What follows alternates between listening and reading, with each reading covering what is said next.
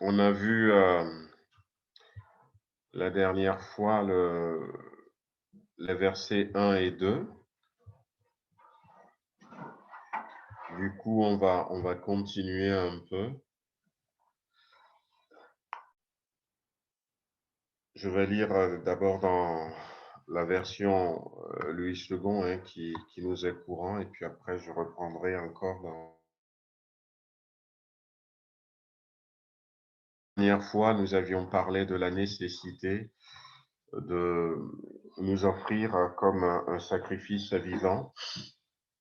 Et nous disons qu'il y a un lieu où il y a tout le temps, chaque jour, des sacrifices, c'est le sanctuaire. Et nous avions dit que pour bien vivre cette recommandation de Paul, si nous-mêmes nous devenons des sanctuaires, c'est un bon moyen. Donc nous avions vu, la dernière fois, nous avions parlé du tabernacle, des différentes parties un peu du tabernacle. Aujourd'hui, on va continuer à partir du verset 3. L'apôtre Paul dit ceci: par la grâce qui m'a été donnée, je dis à chacun de vous de n'avoir pas de lui-même une trop haute opinion, mais de revêtir des sentiments modestes selon la mesure de foi que Dieu a départie à chacun. Car nous avons plusieurs membres dans un seul corps et que tous les membres n'ont pas la même fonction. Ainsi, nous qui sommes plusieurs, nous formons un seul corps en Christ et nous sommes tous membres les uns des autres. Puisque nous avons des dons différents selon la grâce qui nous a été accordée, que celui qui a le don de prophétie l'exerce selon l'analogie de la foi, que celui qui est appelé au ministère s'attache à son ministère. Ainsi que celui qui est appelé au ministère, bon, le ministère, ça peut être aussi l'enseignement, hein, celui qui enseigne s'attache à son enseignement, celui qui exhorte à l'exhortation, que celui qui fasse, que celui qui donne le fasse avec libéralité, que celui qui réside le fasse et préside le fasse avec zèle, que celui qui pratique la miséricorde le fasse avec joie, que la charité soit sans hypocrisie, ayez le mal en horreur, attachez-vous fortement au bien. Amen. Voilà, donc je vais reprendre cette belle lecture donc dans la version parole vivante à partir du verset 3. Vous savez, je disais la dernière fois que la parole vivante est bien détaillée. Donc, il est écrit, Dieu m'a fait grâce, il m'a accordé un ministère et des dons. C'est pourquoi j'aimerais vous faire quelques recommandations. N'ayez pas une opinion exagérée de votre importance, mais que chacun de vous s'efforce de se faire une idée juste de lui-même. Ne surestimez pas vos capacités, n'aspirez pas à ce qui dépasse vos possibilités ou qui déborde de votre vocation. Acceptez vos limites, celles que vous tracent les dons particuliers et qui vous ont été départis en vertu de la foi. Au travers de la manière dont ça a été traduit ici, euh, j'aimerais que nous puissions nous intéresser un peu aux dons particuliers que Dieu nous avait donnés. Ici, c'est marqué qui ont été départis à chacun en vertu de la foi. Et c'est important de comprendre là où l'apôtre Paul veut nous amener encore ce soir, euh, comprendre que nous avons des dons. Chaque personne a reçu un don de la part de Dieu. Et le don que chacun a reçu, c'est selon sa mesure de foi, selon la capacité qu'il peut supporter. Ça nous rapproche aussi hein, de la parabole des talents que nous connaissons très très bien, où nous avions dit, euh, nous pouvons lire encore dans la Bible que quelqu'un a reçu 5 talents, un autre en a reçu 3, un autre en a reçu 1. Dieu donne selon la capacité. Et sachant cela, les recommandations qui viennent avant ont toute leur importance, où l'apôtre Paul dira, n'ayez pas une opinion exagérée de votre importance. Parce que je reconnais que j'ai ma capacité, j'ai mes talents, j'ai mes dons qui sont différents de la capacité de l'autre, des talents de l'autre, de ce que Dieu appelle l'autre à faire. Donc, ben, je ne vais même pas essayer de dépasser l'autre puisqu'il est dans un autre domaine. C'est ce qui a été renforcé aussi par la suite de ces versets qui nous dit, hein, vous savez que tous vos membres et organes constituent un corps unique. Pourtant, tous n'ont pas la même fonction. Ça vient renforcer cette idée comme quoi eh bien, nous formons un corps, nous avons chacun un rôle à jouer, nous avons reçu une capacité de Dieu, chacun pour sa part, et la comparaison avec le corps est très très bien parce que les organes du corps ne sont pas tous pareils, ne sont pas les mêmes. De même, nous tous qui sommes en communion avec Christ, malgré notre pluralité, malgré que nous soyons nombreux, nous ne formons ensemble qu'un seul corps et individuellement, chacun a besoin des autres pour être compris. Nous sommes mutuellement interdépendants. En effet, comme les organes entre eux, nos fonctions nous lient les uns aux autres. Et à partir de là, eh bien, l'apôtre Paul va lister quelques dons ou quelques talents que nous avions reçus. On classe généralement les dons que nous avons dans la Bible, on les classe généralement en trois catégories. On les classe dans les dons de Dieu, ou encore les talents que Dieu nous a donnés. Après, on parle des dons du Saint-Esprit. Ce qui revient le plus souvent dans les prédications, ça peut être les dons du Saint-Esprit. Et puis, il y a les dons de Jésus-Christ. Donc, c'est comme si chaque personne de la Trinité, Dieu le Père a donné des dons aux hommes, Dieu le Saint-Esprit a donné des dons aux hommes, et Dieu le Fils a donné des dons aux hommes. Et généralement, les dons du Saint-Esprit, l'apôtre Paul va les détailler plus dans 1 Corinthiens chapitre 12, en disant, en ce qui concerne les dons spirituels, je ne veux pas que vous soyez dans l'ignorance. Et là, il y a une liste de 9 dons. L'apôtre Paul va parler dans l'épître aux Philippiens des dons de Jésus-Christ. Donc, il va dire, Christ a donné à l'Église des dons. Il a donné, et c'est des dons que nous appelons dans notre jargon les dons de ministère, parce que les dons que Christ avait donnés, il a dit, il a donné les uns comme apôtres. Il a donné, là où le don du Saint-Esprit, on va trouver le don de prophétie, on va trouver le don de la parole de connaissance, ou même le don de miracle, les dons de guérison, les dons que Christ a donnés, on va trouver les dons d'apôtres, le don de pasteur, le don d'évangéliste, de prophète. Quelque part, c'est prophétie, ailleurs, c'est prophète. Les deux sont différents. Le prophète peut apporter des prophéties, mais celui qui a le don de prophétie n'est pas prophète. Voyez-vous, donc, et c'est différent. Et puis, surtout dans ce passage de Romains, et c'est plus les dons que Dieu nous a donnés, euh, qui a été traduit dans certaines versions par talent, ça c'est les dons de Dieu. Et dans ces dons de Dieu, nous avions lu donc quelques-uns de ces dons. Où l'apôtre Paul dira, par exemple, que à celui, donc selon la grâce qui nous a été accordée, celui qui a le don de prophétie, l'exerce selon l'analogie de la foi. J'aimerais simplement m'arrêter un peu sur la prophétie, puisque que ce soit les dons que Dieu a donnés directement, qui sont listés dans ce passage que nous avions lu, euh, que ce soit les dons du Saint-Esprit, ou que ce soit les dons que Christ a donnés à l'Église.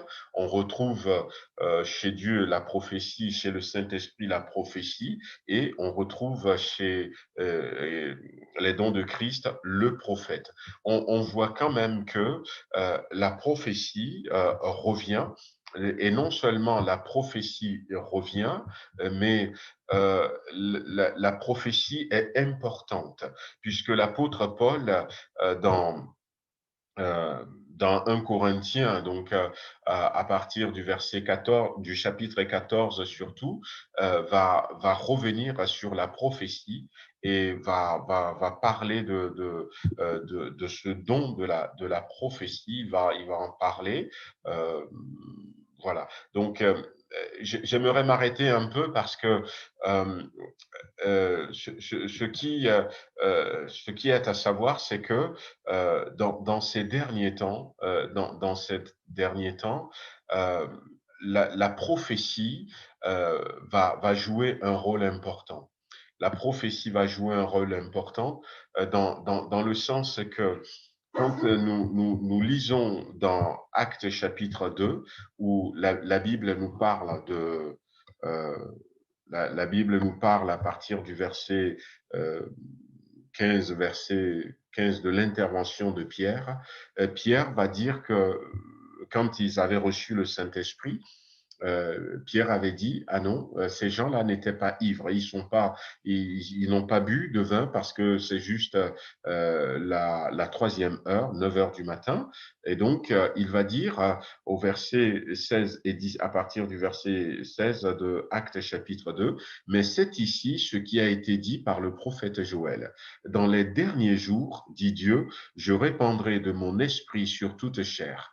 Vos fils et vos filles prophétiseront, vos jeunes gens auront des visions et vos vieillards auront des songes. Oui, le verset 18, oui, sur mes serviteurs et sur mes servantes, dans ces jours-là, je répandrai de mon esprit et ils prophétiseront. Et on a l'impression que pour la fin des temps, l'accent est mis sur la prophétie.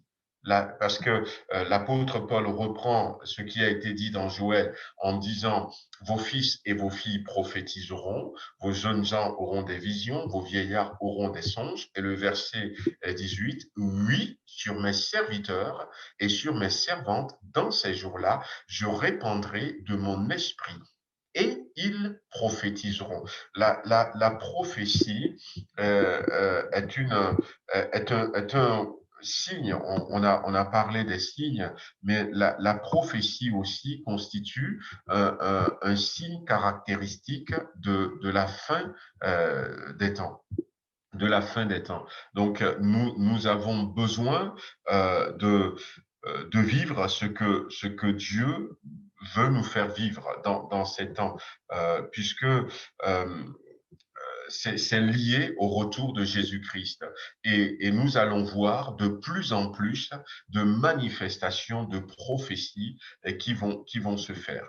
Lorsque nous regardons dans l'Ancien Testament et que nous voyons dans Joël, hein, donc c'était la prophétie de Joël qui avait été ramenée. Quand on regarde dans Joël, quand Joël parle de ces temps, Joël, lui, il n'insiste pas autant sur la prophétie. Il n'insiste pas autant sur la prophétie, mais c'est plutôt, comment l'appelle-t-on, Pierre, qui va insister sur la prophétie. Alors, ce soir, comprenez que Dieu nous a donné des dons. Et dans ces dons, dans ces talents, que ce soit au travers de Dieu directement ou que ce soit, eh bien, il y a un de ces dons qui est important, c'est le don de prophétie. Et nous sommes dans ces temps où nous sommes appelés à manifester ces dons de prophétie. Bon, certes, il n'y a pas que les dons de prophétie. Hein. Donc, si on revient à ce que nous avions lu tout à l'heure, il y a aussi dans ce que l'apôtre Paul nous dit, il y a entre autres, il y a nous avions parlé de don de présider, que celui qui préside fasse avec zèle, que celui qui enseigne s'attache à son enseignement, que celui qui exhorte s'attache à l'exhortation, et que celui qui pratique la miséricorde le fasse avec joie, et même que celui qui donne le fasse aussi avec libéralité. Donc, il y a quelques autres dons qui sont cités là. Il est important que nous cherchions à manifester les dons spirituels. Il peut y avoir des blocages. Il peut y avoir des blocages et c'est à nous de prier pour faire tomber les blocages qui vont faire en sorte que nous ne rentrions pas pleinement dans la manifestation de ces dons. Un des blocages qu'il peut y avoir, ça peut être notre arrière-plan, ou encore, je dis notre, mais l'arrière-plan catholique, dans laquelle beaucoup d'entre nous sont passés, et ça enseignait un certain comportement. Vous savez, euh, ça il y a des semences qui sont là et des comportements. On a été formaté. Il y a des modèles qui sont là et des fois on n'arrive pas. Il y a certaines personnes, par exemple. Qui ont bien vécu ça, ben, il faut faire silence, il faut pas s'exprimer, alors que les dons nous demandent de nous exprimer. Il ne faut pas s'exprimer. Donc, c'est peut-être un des blocages, ça peut être un autre arrière-plan, mais il faut savoir que dans les blocages qui nous empêchent de manifester les dons spirituels, notre arrière-plan peut, peut vraiment jouer. Notre arrière-plan peut jouer. Donc, prions encore ce soir et demandons au Seigneur d'enlever tout blocage qui pourrait venir de notre arrière-plan. L'apôtre Paul, donc quand je parlais tout à l'heure, l'apôtre Paul va utiliser dans les Corinthiens, il va utiliser aspirer au don spirituel. Ce même mot qu'il avait utilisé, aspirer, il l'a utilisé aussi dans Romains chapitre 12, là au verset 16, où en disant n'aspirez pas à ce qui est élevé, mais ce mot aspirer que l'apôtre Paul va utiliser, c'est bouillir d'envie. Voyez-vous, c'est-à-dire désirer vivement. Voilà, bouillir d'envie. Soyez zélés, avoir du zèle, c'est-à-dire eh bien, lutter pour manifester les dons spirituels. Donc, ça nous demande de nous efforcer, ça nous demande de nous occuper sérieusement de la manifestation de ces dons. Dieu a donné à tous. Et il n'y a personne à qui Dieu n'a pas donné. Peut-être que je n'ai pas reçu un don de Jésus-Christ, je ne suis pas appelé à être apôtre, mais peut-être que je ne suis pas appelé à être enseignant, mais je peux manifester les dons spirituels. J'ai reçu quand même si je ne suis pas appelé à être apôtre, j'ai reçu un don. Peut-être que c'est le don de la miséricorde. C'est peut-être que c'est le don de la libéralité. Peut-être que c'est tout un autre don. J'avais donné cet exemple en disant, imaginez que, je reprends, peut-être que vous aviez déjà entendu cet exemple, mais en disant, mais voilà, donc dans la situation actuelle, on s'était dit, bon, allez, on va se retrouver ensemble, on va aller boire un coca ou un café voilà, il faut pas rentrer, c'est les terrasses qui sont ouvertes, et puis on va là-bas. Et au milieu de nous, par exemple, il y en a un qui dit, allez, je vais aller chercher les cafés et que vous aviez commandé. Et ça, c'est déjà quelqu'un qui a reçu le don de servir. Le don de servir.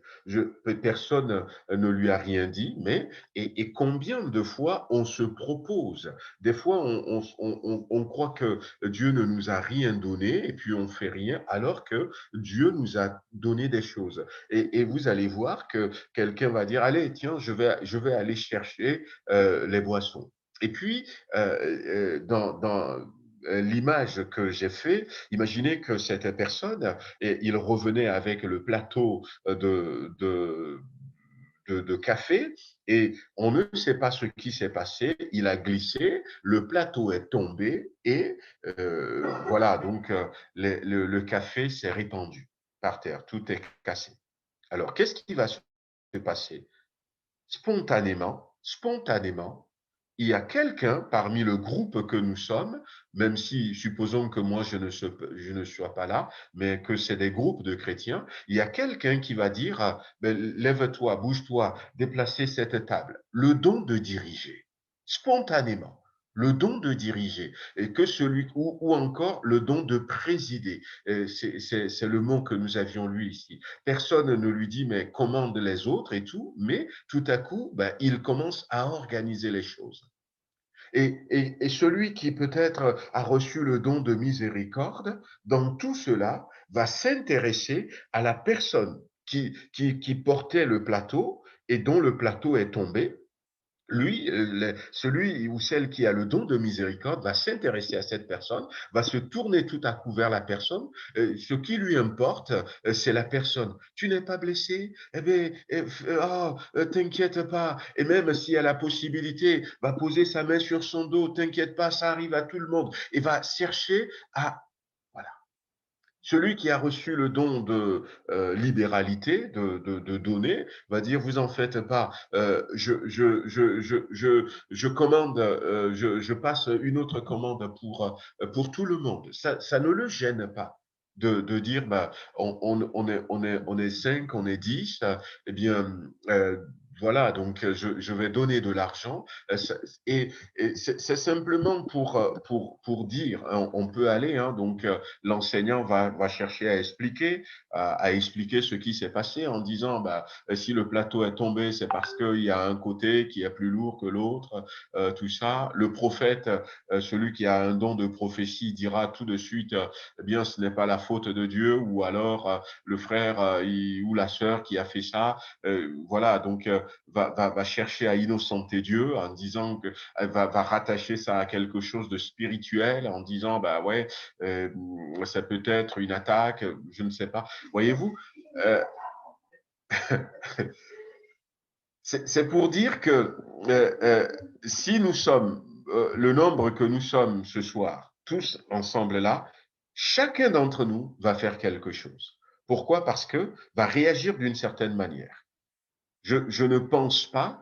Il y a quelqu'un qui va attraper un balai. Je ne pense pas que tout le monde va rester assis, les bras croisés, mais chacun va faire quelque chose parce que Dieu nous a donné ces talents. Et ce que j'avais cité, ça concerne ce parti de Romains chapitre 12. Donc, voyez-vous, nous sommes des chrétiens qui ont reçu quelque chose de Dieu et nous sommes dans ces temps où nous avons besoin de rechercher ces dons, de vivre ces dons et surtout aspirer aux dons de prophétie comme l'apôtre Paul le dira dans 1 Corinthiens chapitre 14, mais nous devons bouillir d'envie, nous devons lutter bloquer pour mettre en pratique, parce que on ne sait pas, lorsque la Bible nous parle de la parabole des talents,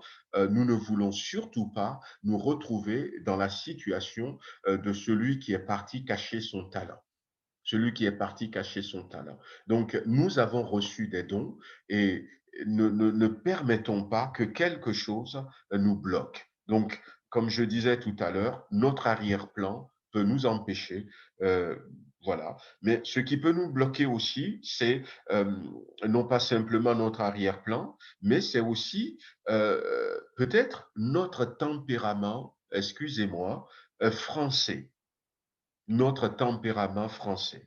Et comment est-ce que le tempérament français peut nous bloquer? Alors, c'est pas un jugement que je porte du tout, mais c'est une orientation pour que nous puissions prier ce soir. Bon, il y a quelque temps, ça peut être vrai, mais maintenant, ce tempérament, ça a commencé à se répandre aussi en Afrique.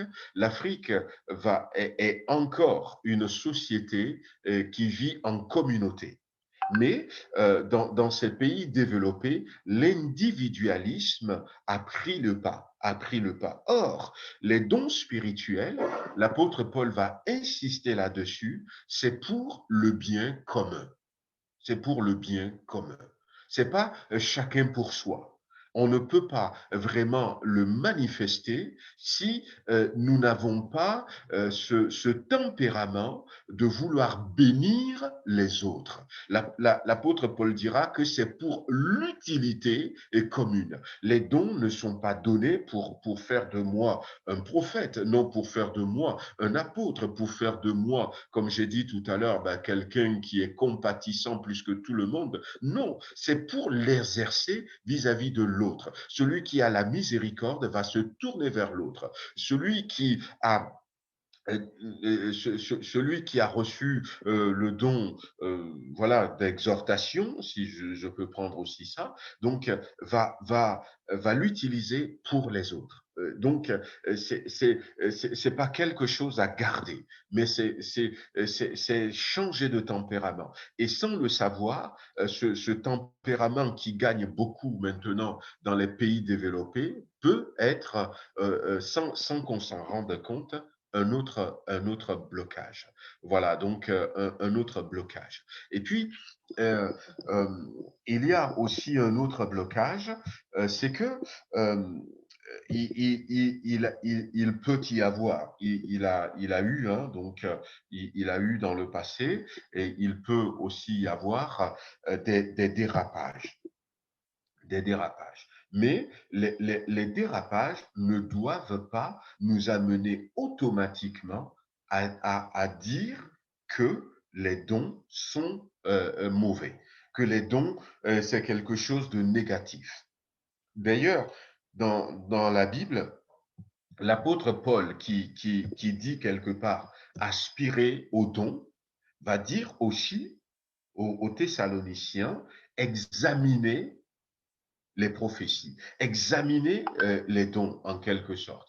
Voyez-vous, donc quelque part, il nous dit aspirez, donc soyez bouillants d'envie de manifester les dons, et il va insister sur le don de prophétie.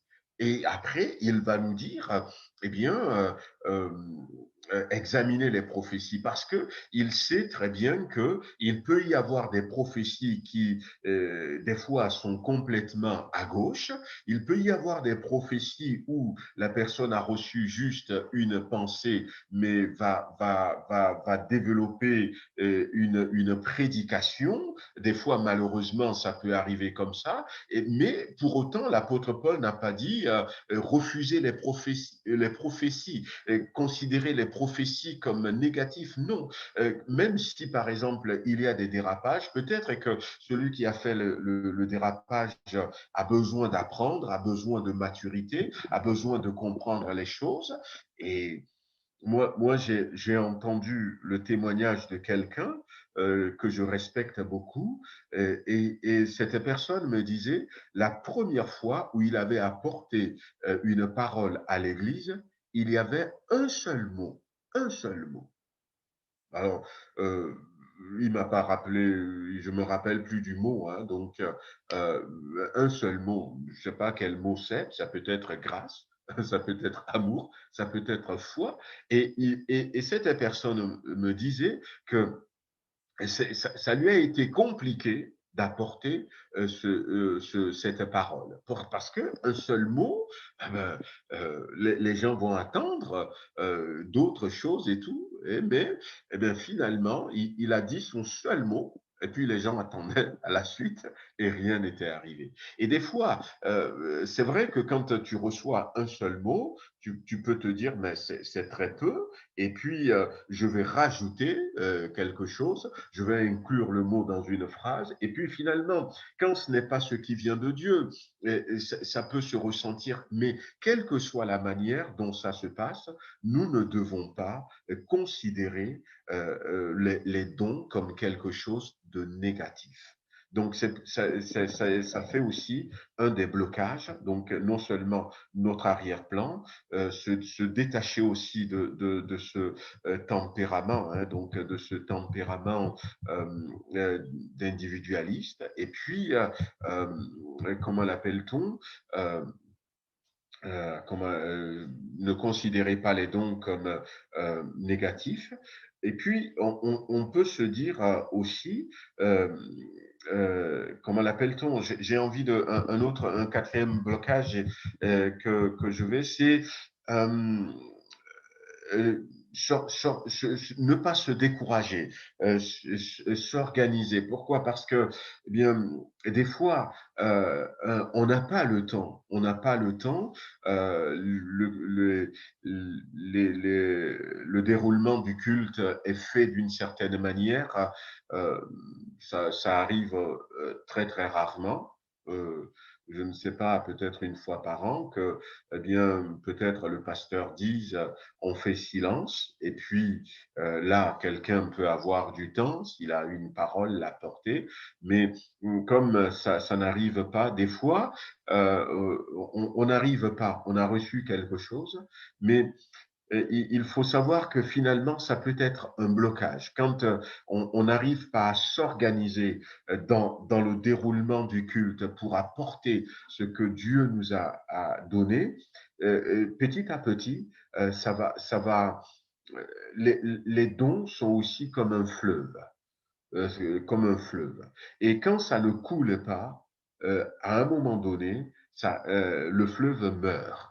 Quand l'eau ne coule pas, eh bien, ça reste sur place et puis ben, ça sort pas et petit à petit, ça va mourir. Et puis après, finalement, ce que Dieu nous a donné, eh bien, va se scléroser et puis va mourir, va sécher.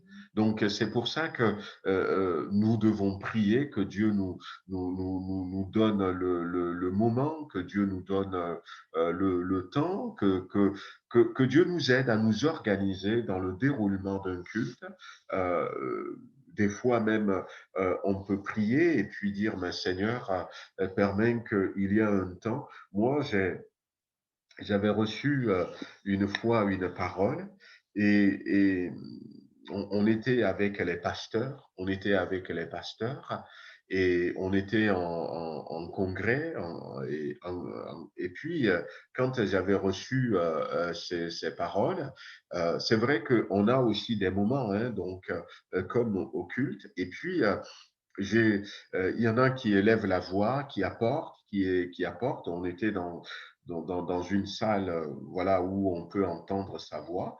Mais ce que j'avais reçu, euh, je voulais pas l'apporter de cette manière. Alors j'ai prié, j'ai dit, mais Seigneur, tu vois, eh bien, je pense que c'est important. Je veux pas que certaines personnes n'entendent pas ce que j'ai reçu de toi, que je dois communiquer. Et je te prie, fais-moi un temps de silence, si même possible, permet que tout le monde se taise et que j'aille au micro. Et j'ai jamais été au micro dans les congrès et que j'aille au micro pour apporter cette pensée. Alors, j'ai prié comme ça, j'ai prié pendant un temps, et puis celui qui dirigeait le temps de l'adoration, le pasteur qui le dirigeait, s'est arrêté, et puis il a dit, bah, écoutez, je pense que le Seigneur a d'autres pensées pour nous aujourd'hui.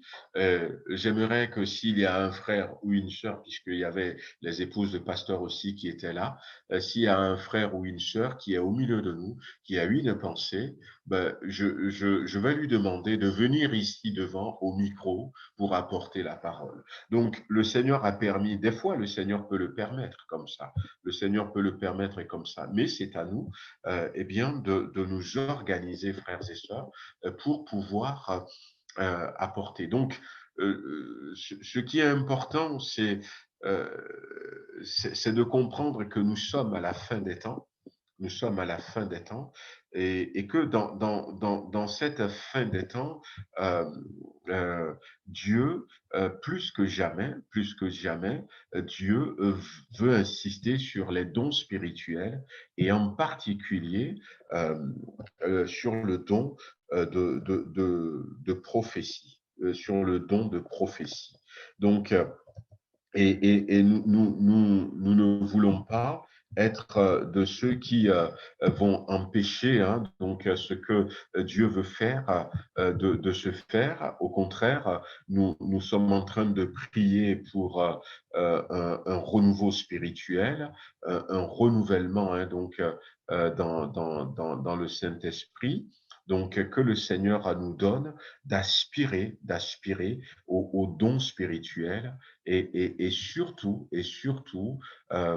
au don comme j'avais dit tout à l'heure, au don de prophétie. Donc, je peux vous relire dans Joël chapitre 2, où il est marqué, Joël va donner cette prophétie. Et quand Joël avait donné cette prophétie dans l'Ancien Testament, tout le monde a peut-être entendu la prophétie, mais c'était très bien de voir que Pierre va revenir sur cette prophétie et va dire, ah ben, tiens, ce qui est en train de se passer maintenant, c'est ce que Joël avait dit. Joël a dit dans Joël chapitre 2, verset 28, après cela, je répandrai mon esprit sur toute chair.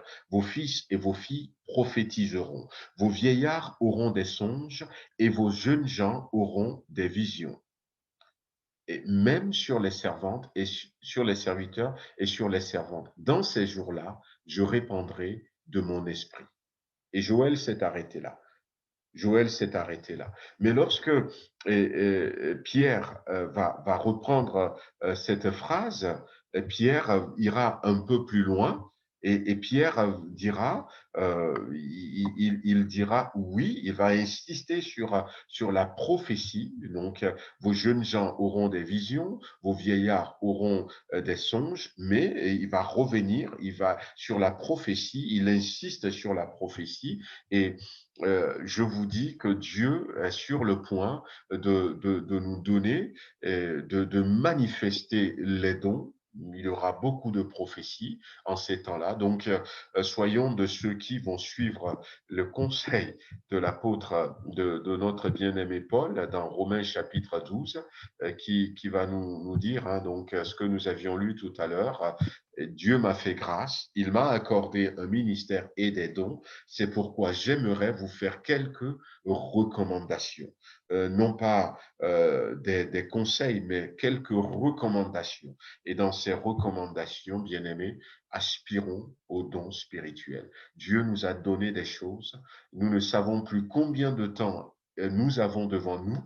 Euh, je ne sais pas si chacun d'entre nous avait mis déjà à fructifier les talents qu'il a reçus de Dieu, mais réveillons-nous maintenant. Disons, Seigneur, peut-être j'ai laissé dormir ce don, j'ai laissé mon arrière-plan, j'ai laissé ce tempérament. Oh, j'ai considéré que c'est quelque chose de négatif. Oui, c'est vrai, Seigneur, j'avais reçu une pensée, mais j'ai pas eu le courage de la porter. Et puis petit à petit, j'ai pas trouvé de la place et finalement, ça s'est éteint. Seigneur, enlève tous ces blocages parce que, encore une fois, n'oubliez pas les ouvriers de la dernière heure. Peut-être qu'il ne nous reste qu'une heure avant que la journée ne finisse. Donc, dans ces une heure, travaillons, mettons, mettons au travail ce que Dieu nous a donné pour que ça puisse produire des fruits et que ce jour-là, dimanche, nous avions parlé du ciel et que nous ne retrouvons pas là-bas, nous ne nous retrouvons pas devant lui les mains vides, mais avec quelque chose que nous aurons rapporté au travers de tout ce qu'il a mis en nous. On va s'arrêter là, on va prier quelques instants, demander que le Seigneur nous bénisse, qu'il enlève justement les obstacles qu'il peut y avoir. Amen. Bien-aimé Seigneur, nous te remercions encore pour cette exhortation, cette recommandation de l'apôtre Paul qui nous demande, c'est vrai, de ne pas avoir une trop haute opinion de nous-mêmes. Des fois, nous ne réussissons pas parce que nous ne réalisons pas ce que nous avions reçu de toi. Nous croyons que nous sommes des yeux, alors que peut-être nous sommes une autre organe qui rentre dans le corps de Christ. Des fois, c'est tout le contraire. Nous nous considérons comme des organes insignifiants, des organes qui n'ont aucune valeur, alors que nous sommes peut-être le cœur, une organe importante dans l'Église, et ça fait d'une manière ou d'une autre que nous n'arrivons pas à mettre en pratique de manière effective les dons que toi tu as placés dans chacun d'entre nous, les talents que tu nous as communiqués. Seigneur, nous avons tous reçu quelque chose de toi, et ces derniers temps, alors que nous prions pour qu'il y ait un réveil, pour que tu nous prépares, que nous soyons prêts pour cette grande échéance qui est là devant nous. Nous voulons te demander de nous donner, de dépasser tout obstacle qu'il peut y avoir. Viens bénir chacun d'entre nous. Viens bénir ton Église sur Villefranche, sur Tarare. Seigneur, ceux qui peut-être se sont laissés bloquer par cet arrière-plan, il y a d'autres obstacles que je n'ai pas cités, mais déjà, Seigneur, si tu peux nous donner de dépasser ces 4 obstacles pour ceux qui en auront un ou deux de ces obstacles, afin que nous puissions aspirer, nous puissions bouillir d'envie de manifester les dons, de mettre en pratique les dons, les talents que tu nous as communiqués. Seigneur, qu'est-ce que ce serait merveilleux. Nous mets dans notre cœur du zèle pour travailler pour toi. Mets dans notre cœur ce désir de ne pas se présenter devant toi les mains vides, mais qu'au contraire, Seigneur, nous puissions mettre en pratique tout ce que nous avions reçu de toi. Des fois, nous parlons d'intercession et nous trouvons, Seigneur, que c'est compliqué. Nous parlons d'évangélisation. Nous trouvons que, Seigneur, ça prend trop de temps.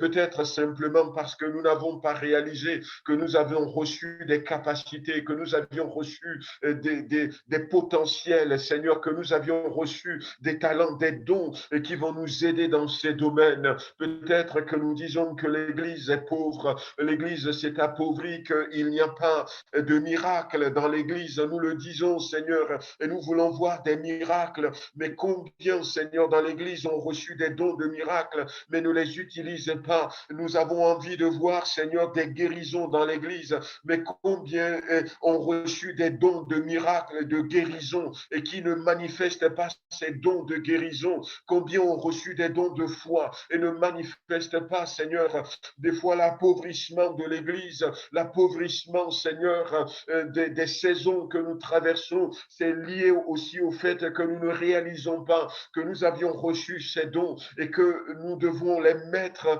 en application. Alors visite ton peuple ce soir, donne-nous, Seigneur, de réaliser que nous avions reçu quelque chose de toi, et celui ou celle qui dit, moi le Seigneur ne m'a rien donné, Seigneur, peut-être parce qu'il ne le réalise pas, que le Saint-Esprit le réveille, que le Saint-Esprit lui montre, Seigneur, parce que tu ne nous as pas laissé les mains vides, tu ne nous as pas laissé le cœur vide, tu nous as communiqué quelque chose. La Bible parle des personnes âgées, la Bible parle des jeunes garçons, des jeunes filles, la Bible parle des serviteurs, des servantes, la Bible parle de tout le monde. À tout le monde, tu as donné quelque chose. Alors donne-nous de rentrer, Seigneur, dans cette réalité où à partir de maintenant, nous allons être de ceux qui vont mettre en pratique, même si déjà, Seigneur, nous mettons en pratique, que nous puissions aller encore plus de l'avant, que nous soyons beaucoup plus zélés que d'habitude. Merci, Seigneur, dans le nom de Jésus-Christ. Alléluia. Amen. Amen. Amen.